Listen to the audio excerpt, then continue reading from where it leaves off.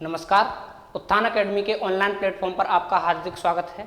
आज हम 1937 के प्रांतीय चुनाव के बारे में डिस्कस करेंगे। प्रांतीय चुनाव 1937, जैसा कि आप लोग जानते हैं कि 1927 में साइमन कमीशन का गठन किया गया और उसकी रिपोर्ट प्रकाशित हुई, जिसके आधार पर 1930, 31, 32 में गोलमेज सम्मेलन आयोजन किया गया और गोलमेज सम्मेलन पर ब्रिटिश सरकार ने एक श्वेत पत्र जारी किया, जिसके आधार पर 1935 की रिपोर्ट प्रकाशित, जो 1935 का जो एक्ट था वह बनाया गया। 1935 के एक्ट के तहत 1937 में जो प्रांतीय चुनाव थे, प्रांतीय चुनाव कराने की बात कही गई।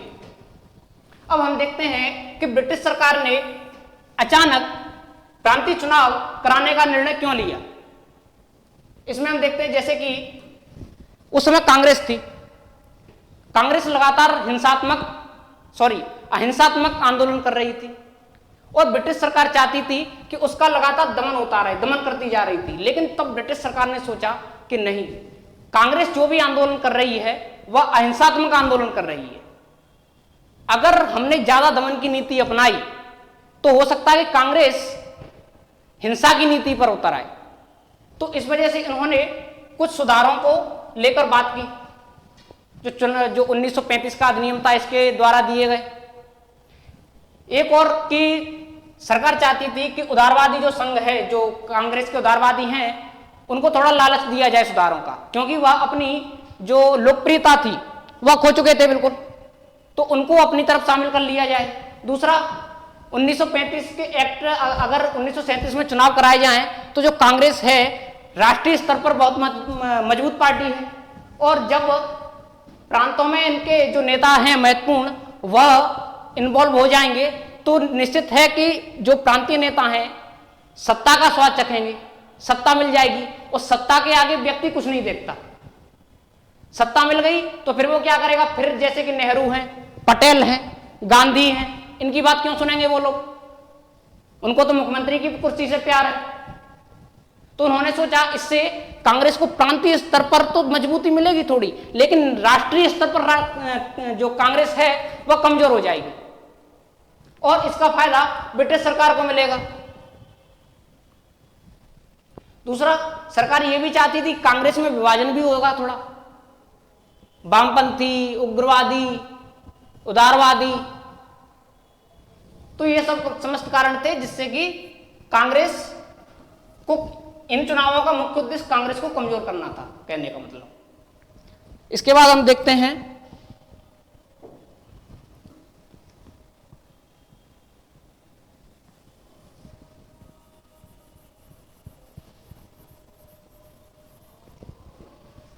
कि जो 1935 का एक्ट था वह कांग्रेस को बिल्कुल संतुष्ट नहीं कर सका था।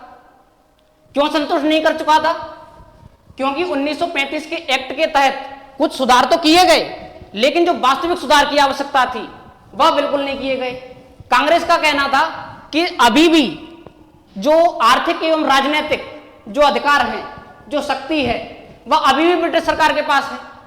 कांग्रेस को तो इन्होंने 1935 के अधिनियम के तहत एक झुंझुना पकड़ा दिया है, ना ही इसमें सुशासन दिया गया जो कांग्रेस कब से मांग रही थी, ना ही इन्होंने संविधान सभा की बात की, ना ही उत्तरदायी शासन की स्थापना की बात की। तो कांग्रेस ने इसका विरोध किया, जमकर विरोध किया। अब क्या हुआ कि कांग्रेस ही, अब चुनाव तो होने थे,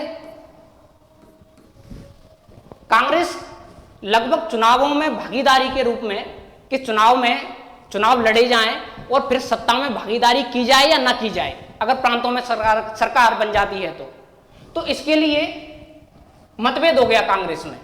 एक थे आपके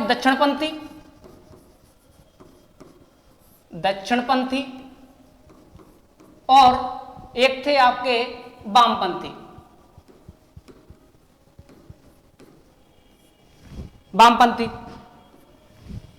दक्षिणपंथी में थे आपके सरदार पटेल,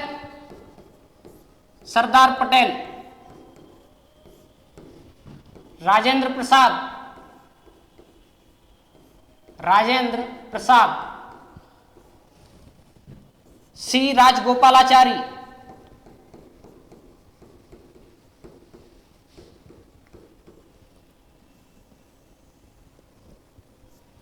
और वामपंथियों में थे आपके जेएल नेहरू,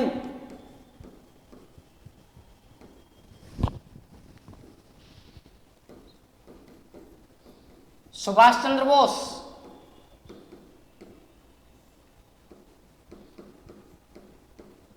सुभाष चंद्र बोस समाजवादी,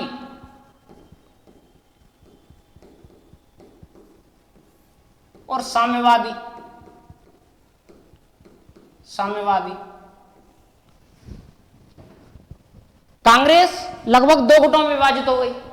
अब क्या था, जो दक्षिणपंथी थे यह चाहते थे कि जो ब्रिटिश सरकार ने जो सुधार दिए हैं उनको आधार बनाकर हम चुनाव लड़ें और सत्ता में भागीदारी करें, क्योंकि कुछ तो हम जनता के पास पहुंचा पाएंगे कि हमको ये मिला है एक्ट के थ्रू, तो हमें थोड़ा सत्ता में भाग लेने के लिए इन्होंने कहा दक्षिणपंथियों ने।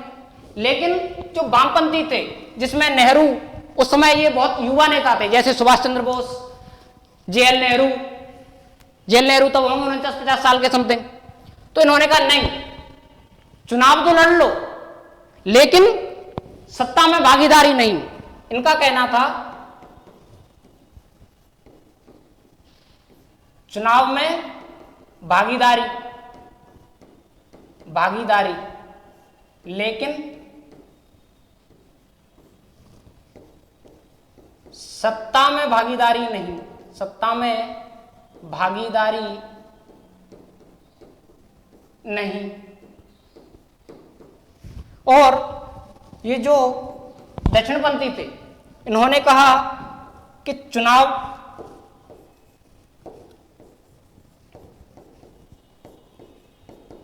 चुनाव में भागीदारी प्लस सत्ता में भी भागीदारी, सत्ता में भी भागीदारी,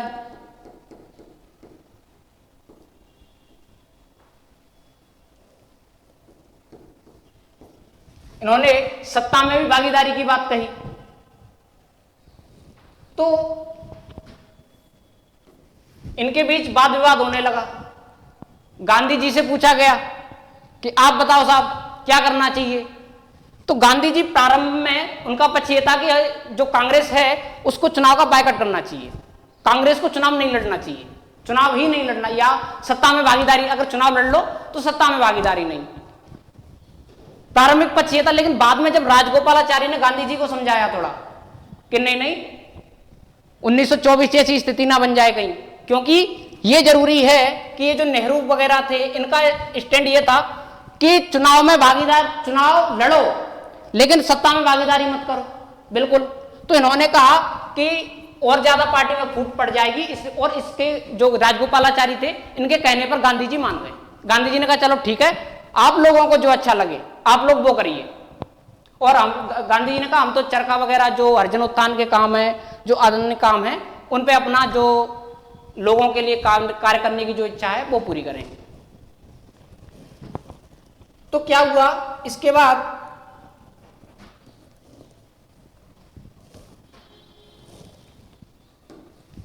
उन्नीस सौ छत्तीस में लखनऊ अधिवेशन हुआ। लखनऊ अधिवेशन, कांग्रेस का लखनऊ अधिवेशन 1936 में कांग्रेस का लखनऊ अधिवेशन हुआ। लखनऊ अधिवेशन की जो अध्यक्षता थी, अध्यक्षता वह की जेएल नेहरू ने, जेएल नेहरू ने इसकी अध्यक्षता की। और आपको बता दूं एक एग्जाम पॉइंट से कि कांग्रेस ने इस अधिवेशन में समाजवाद को अपना लक्ष्य रखा। समाजवाद एग्जाम में पूछा जाएगा कि किस अधिवेशन में कांग्रेस ने समाजवाद को अपना लक्ष्य घोषित किया। क्यों? क्योंकि जब जवाहरलाल नेहरू थे या इस समय पे जैसे रूस और जो अन्य जो समाजवादी देश थे उनकी यात्राएं कर रहे थे, तो थोड़ा समाजवाद का प्रभाव उन पर था इस समय, इस वजह से।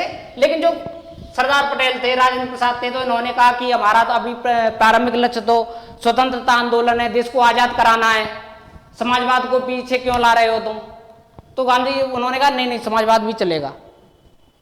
तो और इसके बाद इसमें निश्चय किया गया इस अधिवेशन में कि जो कांग्रेस है, कांग्रेस वह चुनाव लड़ेगी।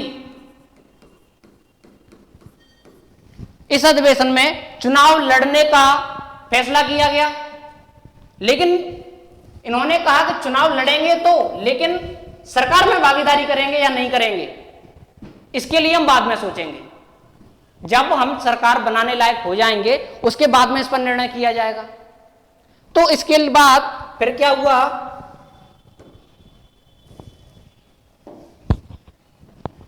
जब 1937 में चुनाव होने थे तो वो क्षेत्रीय पार्टियों का गठन किया गया। कई क्षेत्रीय पार्टियां निकल कर आई सामने, क्षेत्रीय पार्टियों का गठन।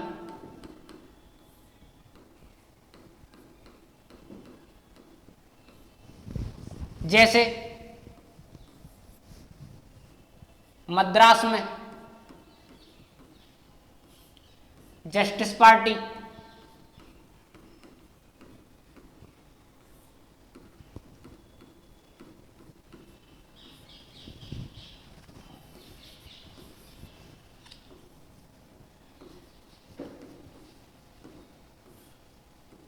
पंजाब में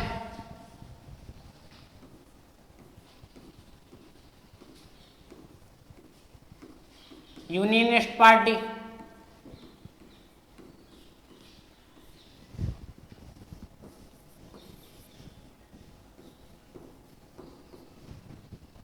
संयुक्त प्रांत में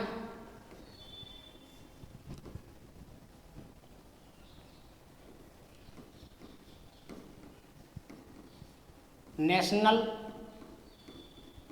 एग्री कल्चरिस्ट, इस पार्टी का गठन किया गया।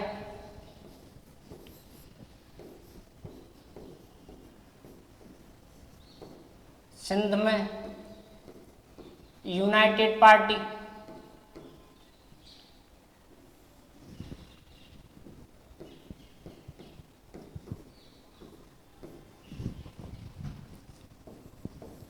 बंगाल में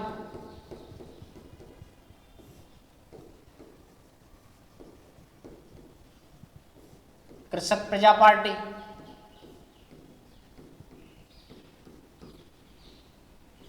कृषक प्रजा पार्टी। एक जो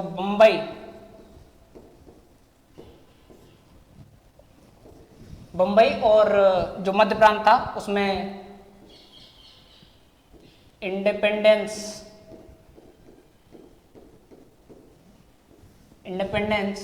लेबर पार्टी।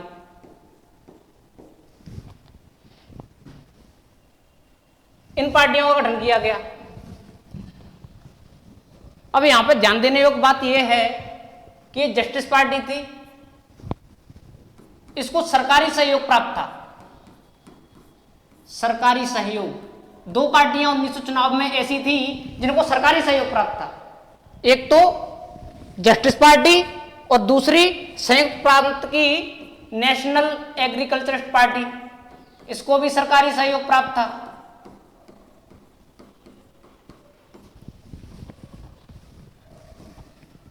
सिंध की यूनाइटेड पार्टी और बंगाल की, इसकी स्थापना की थी फजलुल हक।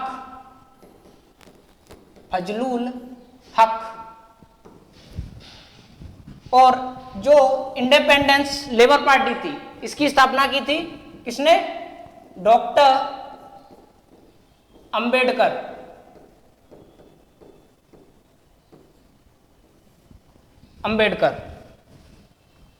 और पंजाब की जो यूनियनिस्ट पार्टी थी, इसकी थी सिकंदर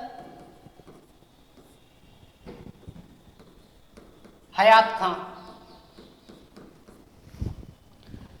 तो 1937 में चुनाव की घोषणा की गई 1935 के अधिनियम के एक्ट के तहत। तो इन्होंने कई पार्टियों का गठन कर दिया गया। मद्रास में जस्टिस पार्टी जिसको सरकारी सहयोग प्राप्त था, पंजाब में यूनियनिस्ट पार्टी सिकंदर हयात खां, संयुक्त प्रांत में नेशनल एग्रीकल्चरिस्ट पार्टी सरकारी सहयोग, सिंध यूनाइटेड पार्टी, बंगाल कृषक प्रजा पार्टी फजलुल हक ने इसकी स्थापना की, और बंबई में independence labour party by doctor Bhimrao Ambedkar. ये हो गया।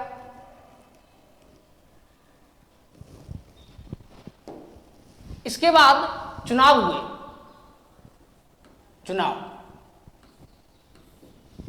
चुनाव हुए तो चुनावों में क्या हुआ कि कांग्रेस को लगभग बहुत सफलता मिली। 11 प्रांतों में यह चुनाव थे। 11 प्रांतों में यह चुनाव थे, जिसमें से कांग्रेस ने 1585 सीटों पर चुनाव लड़ा। इसमें कांग्रेस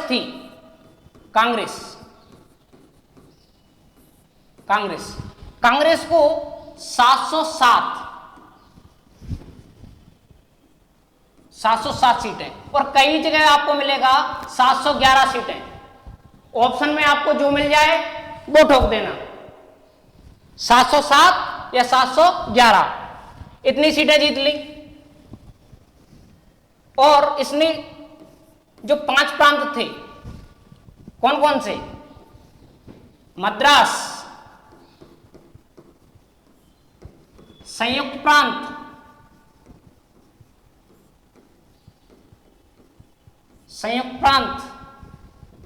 मध्य प्रांत,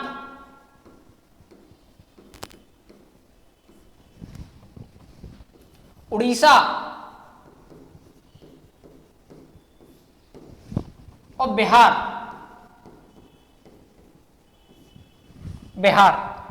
इन 5 राज्यों में कांग्रेस को पूर्ण बहुमत मिला, और प्लस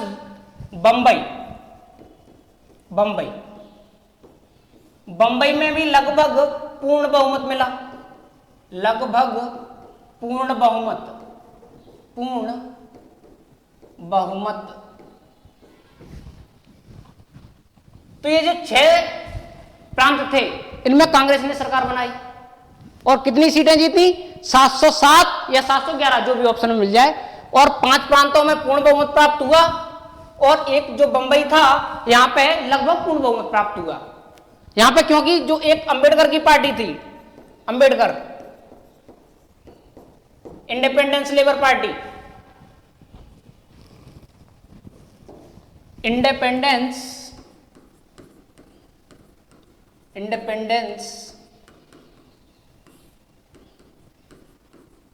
लेबर पार्टी, इसने महाराष्ट्र में 15 सीटों पर चुनाव लड़ा। 15 सीट पर चुनाव लड़ा, और कितनी सीटें प्राप्त हुई इसको? 13 सीटें। इसकी जीत का औसत देखिए आप, मात्र 15 सीटों पर चुनाव लड़ा और 13 सीटें जीत ली। क्यों? क्योंकि उस समय जो समाज का निम्न वर्ग था, उसका काफी ज्यादा शोषण हो रहा था, और अंबेडकर जी ने बीड़ा उठाया था कि जो समाज का शोषित वर्ग है उसको भी समानता दिलाई जाए, उसके हक की बात की जाए, क्योंकि तब कोई किसी के हक की बात नहीं करता था। जो निम्न वर्ग था उसकी बात डॉक्टर भीमराव अंबेडकर ने आगे रखी, और जब उन्होंने बात आगे रखी तो इन लोगों, जो निम्न वर्ग के लोग थे, इन्होंने सोचा कि चलो कोई तो हमारी बात पहुंचाने के लिए है। तो बंबई में इन्होंने इंडिपेंडेंस लेबर पार्टी को अच्छा खासा बहुमत दिया। हालांकि सरकार नहीं बना पाए, सरकार तो कांग्रेस ने बनाई, लेकिन जो 15 सीट यदि आप देखें, 15 सीट पर चुनाव लड़े, 13 पे जीत के आए, ये बहुत बड़ी उपलब्धि थी। अब इसमें एक खास बात देखिए कि चुनाव हुए, और इसके बाद जो असम और वो थे उत्तर पश्चिमी सीमा प्रांत, उनमें भी कांग्रेस ने सरकार बनाई। कांग्रेस ने टोटल 8 प्रांतों में सरकार बनाई, लेकिन जवाहरलाल नेहरू ने इस चुनाव में बहुत मेहनत की, लेकिन गांधी जी ने इस चुनाव में एक भी सभा को संबोधित नहीं किया।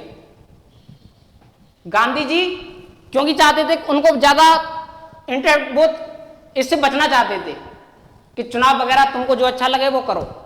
आपसे स्टेट्स वाइज या स्टेटमेंट में पूछा जाता है या पूछ सकता है, कि बताया कि 1937 के प्रांतीय चुनाव में गांधी जी ने कांग्रेस के सफलता में महत्वपूर्ण भूमिका निभाई, जिसमें उन्होंने कई सभाओं को संबोधित किया। तो ये स्टेटमेंट गलत होगा आपका। गांधी जी ने एक भी सभा को संबोधित नहीं किया, हालांकि जवाहरलाल नेहरू ने पूरे देश की लगभग यात्रा की। और मुस्लिम लीग को यहां पे अच्छी खासी पराजय का बोझ झेलना पड़ा, क्योंकि मुस्लिम लीग ने 482 सीटों पर चुनाव लड़ा। मुस्लिम लीग 482 सीट्स, लेकिन जीत कितने पाए? मात्र 51 सीट। तो मुस्लिम लीग की जो स्थिति थी वह काफी कमजोर हो गई। जब चुनाव परिणाम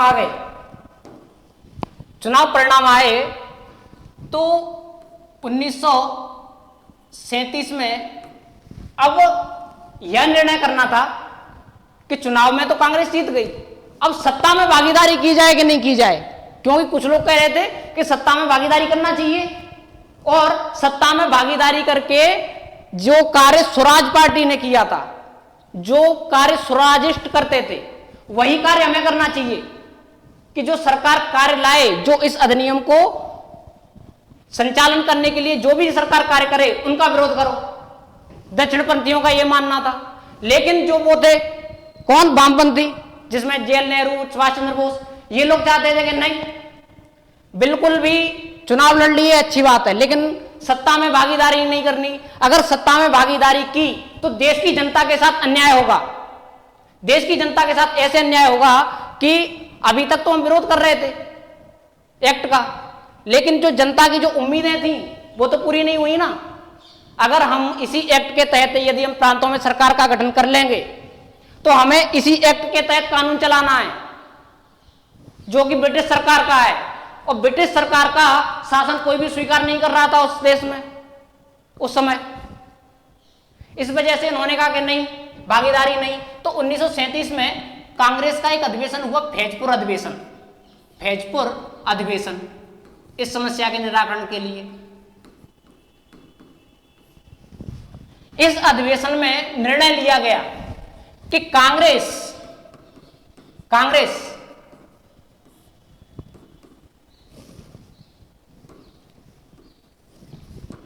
सत्ता में भागीदारी करेगी।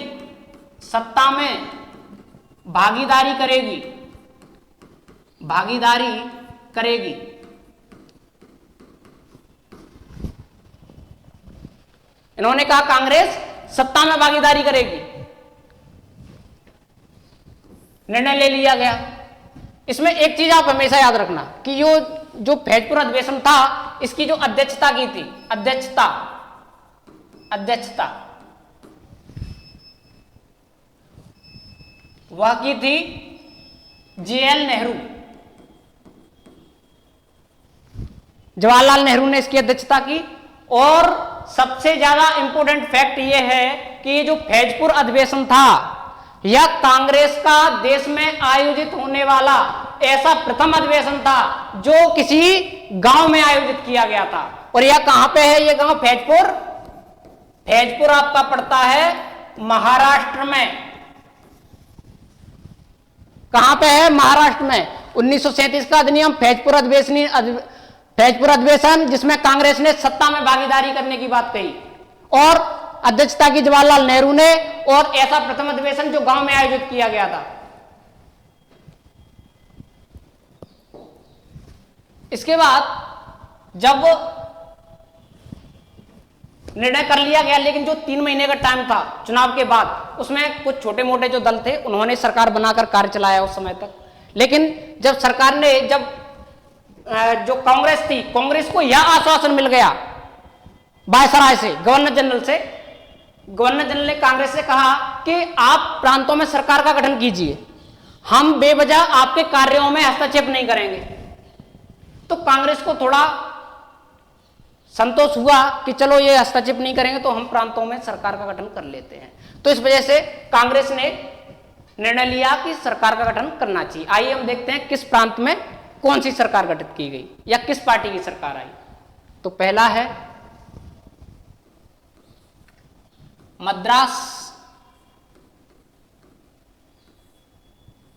मद्रास में कांग्रेस, या सॉरी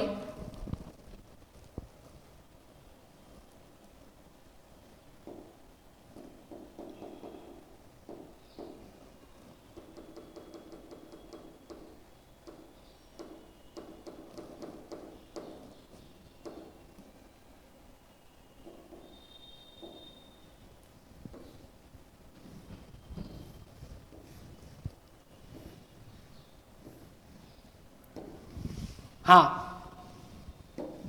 ये देखिए कि जो चुनाव हुए उसमें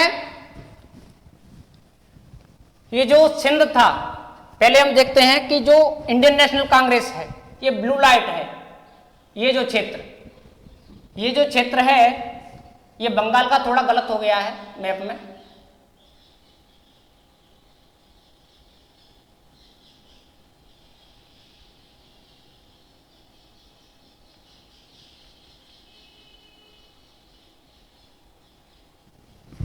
देखिए बॉम्बे में लगभग पूर्ण बहुमत था कांग्रेस को, बंबई में कांग्रेस की सरकार बनी, मद्रास में पूर्ण बहुमत की सरकार बनी, सेंट्रल प्रोविंस में पूर्ण बहुमत की सरकार बनी, यूनाइटेड प्रोविंस में पूर्ण बहुमत की सरकार बनी, और यहां पे जो नॉर्थ वेस्ट फ्रंटियर प्रोविंशियल था इसमें भी इनकी मिलीजुली सरकार बनी, यानी कि पूर्ण बहुमत नहीं था।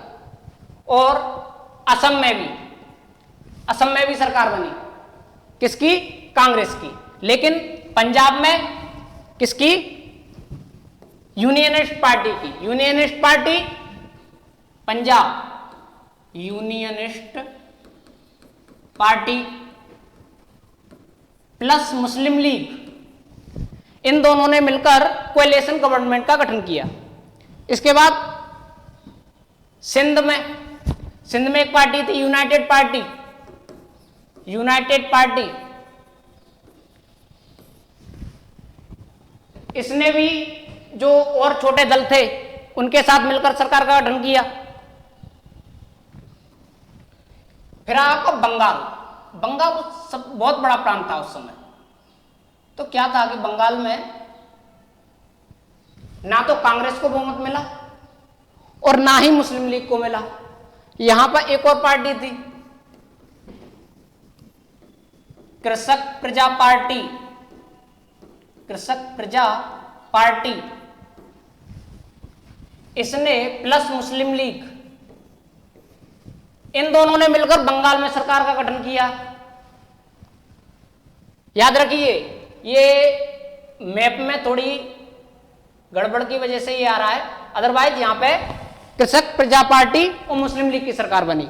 देखते हैं पंजाब में यूनियनिस्ट पार्टी की, और सिंध में यूनाइटेड पार्टी, एनडब्ल्यूएफपी में कांग्रेस और मिलीजुली गठबंधन, बॉम्बे में कांग्रेस, मद्रास में कांग्रेस, सेंट्रल प्रोविंस में कांग्रेस, बिहार एंड ओडिशा में भी कांग्रेस और यूनाइटेड प्रोविंस में भी कांग्रेस, यानी 11 में से 8 प्रांतों में कांग्रेस की सरकार बनी।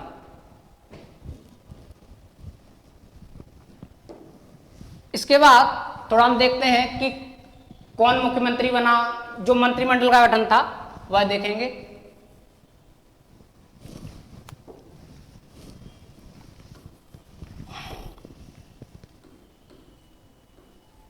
उन्नीस सौ सैंतीस के चुनाव के बाद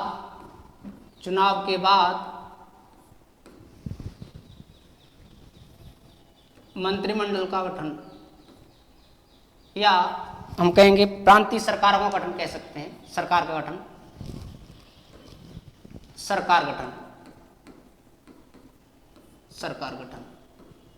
इसमें सबसे पहले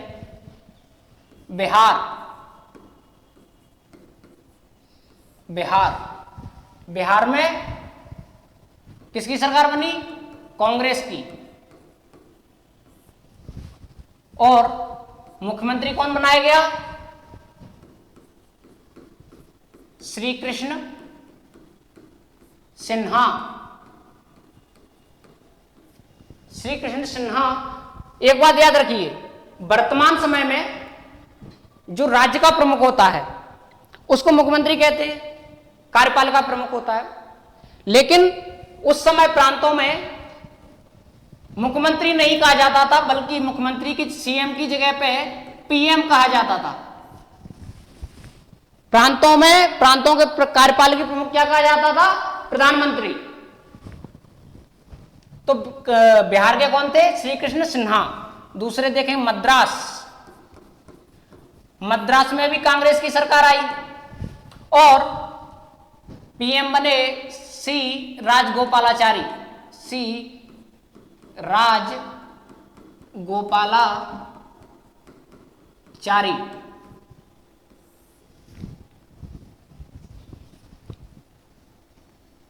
उड़ीसा, उड़ीसा में कांग्रेस, पीएम बीएन दास, बीएन दास। मध्य प्रांत, मध्य प्रांत, मध्य प्रांत में किसकी सरकार आई? कांग्रेस की। और पीएम कौन बना? एन बी खरे। लेकिन क्या हुआ? एन बी खरे ने इस्तीफा दे दिया, तो यहां पे बने रविशंकर शुक्ल, रविशंकर शुक्ल को बनाया गया। फिर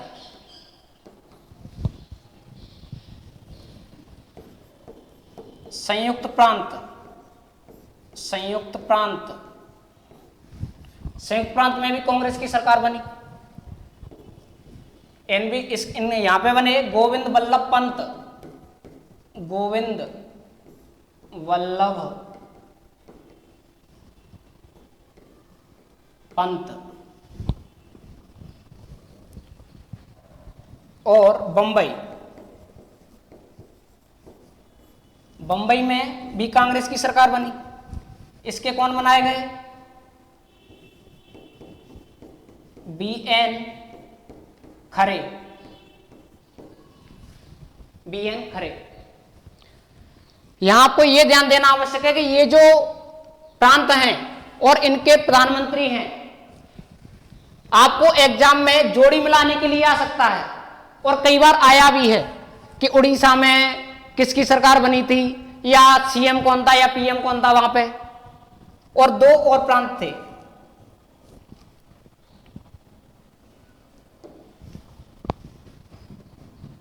असम, असम में गठबंधन सरकार थी कांग्रेस के साथ, कांग्रेस, कांग्रेस। और इसके थे सादुल्ला खां, सादुल्ला खां। लेकिन इन्होंने इस्तीफा दे दिया तो बनाया गया गोपीनाथ बारलोई, गोपीनाथ बारदोली, बारदोली। इसके बाद उत्तर पश्चिमी सीमा प्रांत, सीमा प्रांत। इसके बनाए गए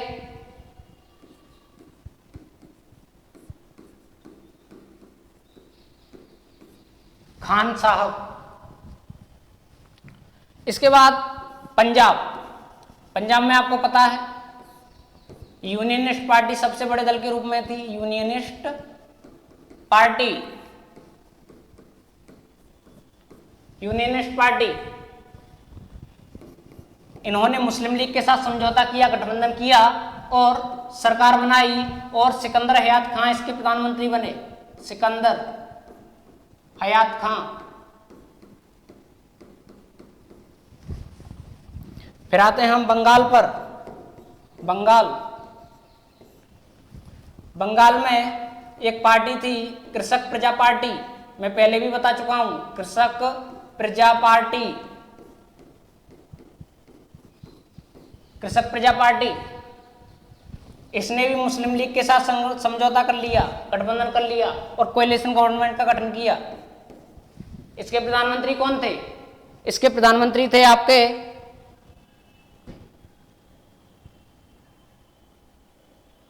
फजलुल हक,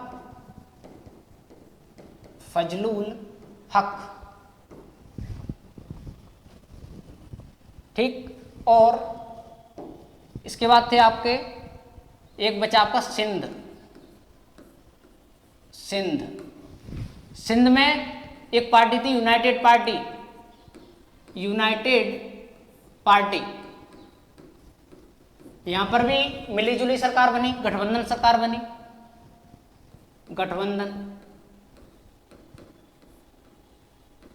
गठबंधन सरकार बनी थी यहां पे। और बनाया गया यहाँ का जो सीएम थे, यहाँ के सीएम याद नहीं आ रहा क्या नाम था उनका,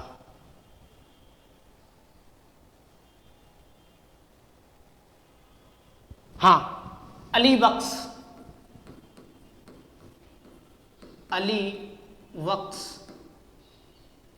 खां। और जब इन्होंने त्यागपत्र दे दिया तो बंदे अली खां को भी बनाया गया था। तो ये प्रांतों में सरकार गठन हुआ।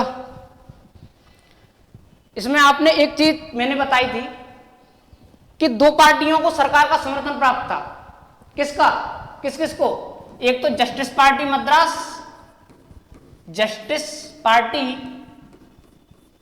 मद्रास और ये एक संयुक्त प्रांत की पार्टी थी, नेशनल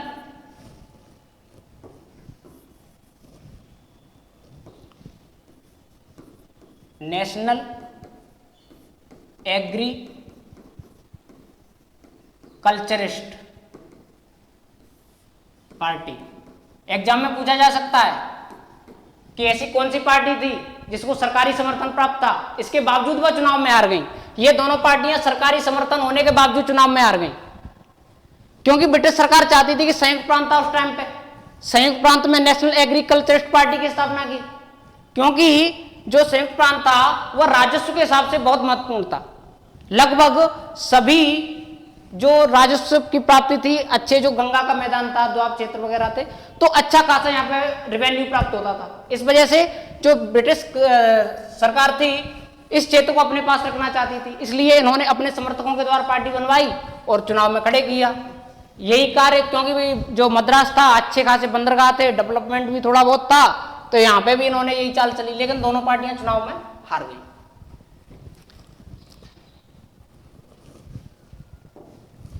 लेकिन चुनाव हुए, मंत्रिमंडल का गठन हो गया।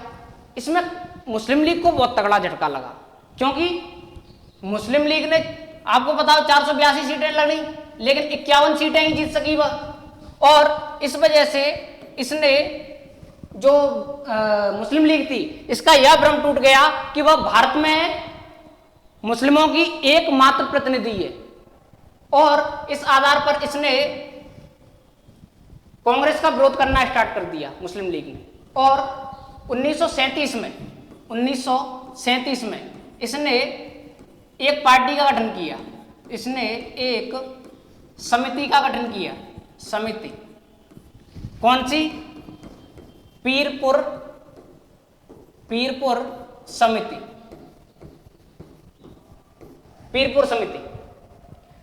पीरपुर समिति ने अपने रिपोर्ट में कहा कि कांग्रेस हिंदी और हिंदुओं को प्रोत्साहन देती है, वह हिंदुओं की पार्टी है, और यहां से मुस्लिम लीग कांग्रेस की और देश की बहुत बड़ी दुश्मन बन गई।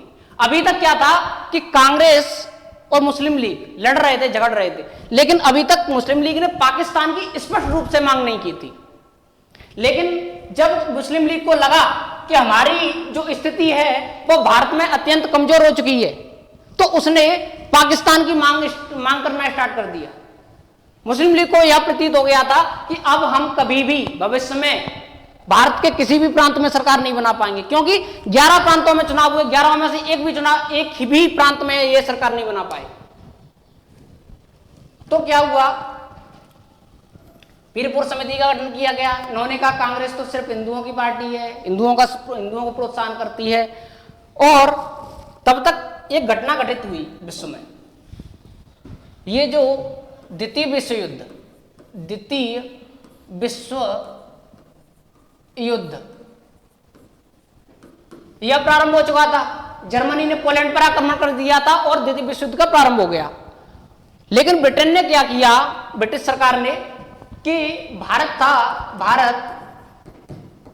भारत के लोगों की इच्छा के बिना, भारतीयों से पूछे बिना इन्होंने भारत को युद्धग्रस्त राष्ट्र घोषित कर दिया कि भारत जर्मनी के विरुद्ध युद्ध लड़ रहा है।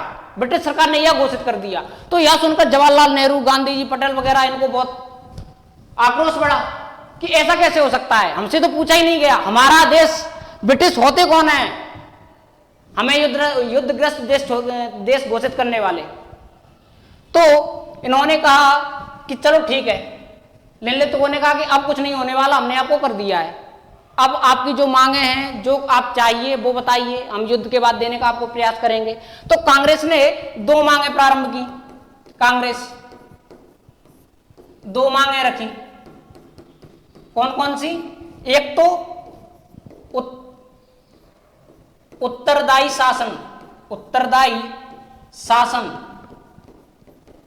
शासन की स्थापना की जाए, और दूसरी संविधान सभा का गठन किया जाए। संविधान सभा का गठन किया जाए, और इस जो संविधान सभा का गठन होगा वह वयस्क मताधिकार के आधार पर होना चाहिए। लेकिन जो वायसराय थे उस समय,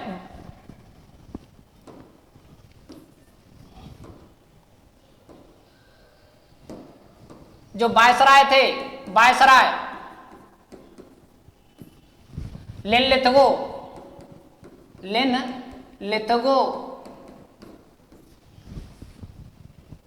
इन्होंने इन मांगों पर कोई ध्यान नहीं दिया। इन्होंने क्या है, कांग्रेस का, इन्होंने तो, अंग्रेजों ने तो ये मान लिया था कि कांग्रेस का धर्म ही मांगने का है, सिर्फ कांग्रेस मांगेगी और कुछ नहीं करेगी। तो इन्होंने ध्यान नहीं दिया मांगों पर। तो कांग्रेस ने क्या किया कि जो इनकी सरकार थी 8 प्रांतों में, 8 प्रांतों में इनकी सरकार थी, वहां से इन्होंने इस्तीफा दे दिया।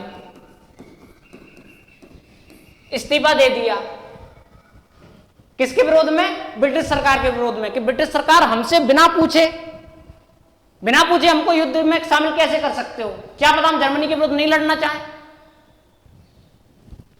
तो इस्तीफा दे दिया। और 22 अक्टूबर 1939 को यह इस्तीफा दिया गया था। और इसी दिन को जो मुस्लिम लीग थी, मुस्लिम